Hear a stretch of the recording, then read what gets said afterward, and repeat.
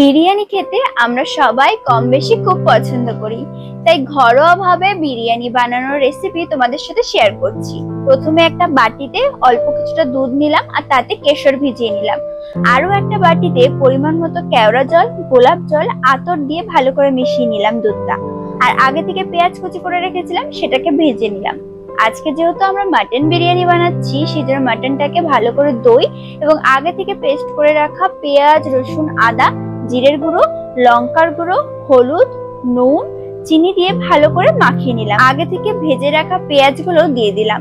তারপর প্রেসার কুকারে মাংসটা দিয়ে দিলাম আর আগে থেকে ভেজে রেখেছিলাম আলু, সেটাও দিয়ে দিলাম। তারপরে লো ফ্লেমে আধ ঘন্টা মতো রেখে দিয়েছিলাম। আর এদিকে ভাতটা করে নিয়েছি।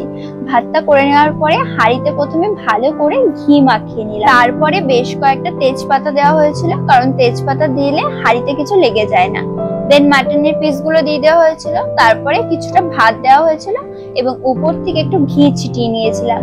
তারপরে গোলাপের পাপড়িগুলো ছিটিয়ে দিয়েছিলাম আর কাজু বাদাম দিয়েছিলাম। বিরিয়ানিতে কাজু বাদাম দেওয়া হয় না ঠিকই, তবে আমাদের ইচ্ছে হয়েছিল, সেই জন্য ঘরোয়া ভাবে তো আমরা একটু কাজু বাদাম দিয়ে নিয়েছিলাম। তারপর আবার কিছুটা ভাত দেওয়া হলো। আমরা আজকে বিরিয়ানিতে ডিমটাও দিয়েছিলাম, সেই জন্য ডিমগুলো দিয়ে দিলাম। তারপরে ওতে বিরিয়ানি মশলা পরিমাণ মতো ছিটিয়ে দিলাম। তারপরে আবার কিছুটা ঘি দিলাম আর বাদ বাকি যে ভাতটা ছিল সেটা দেওয়া হলো। তারপরে আটা মেখে নিয়ে হাঁড়ির মুখটাকে ঠিক এইভাবে আটকে দেওয়া হয়েছিল। আর গ্যাসে জল গরম করে নিয়েছিলাম একটা ডেচকিতে, তাতে লো ফ্লেমে প্রায় 1 ঘন্টা মতো রেখেছিলাম।